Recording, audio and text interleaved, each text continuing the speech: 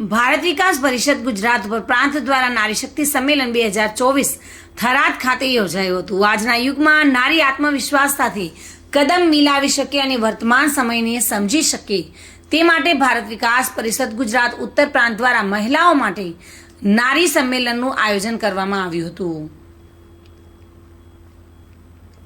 આ નારી શક્તિ સંમેલનમાં ઉત્તર ગુજરાતની તમામ શાખામાંથી મહિલા સંયોજિકા, સહસંયોજિકા અને અન્ય મહિલાઓ તેમજ થરાદ શાખા તેમજ શહેરની 500 થી વધુ બહેનો ઉપસ્થિત રહી અને તમામ શાખામાંથી પ્રમુખ, મંત્રી અને ખજાનજી હાજર રહ્યા હતા।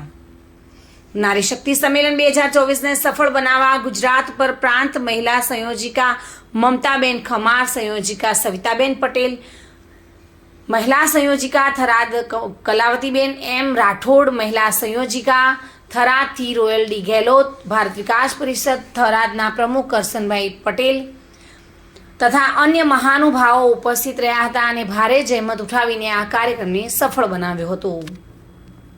મહેન્દ્ર ઓઝા સાથે bureau report, today Gujarati news.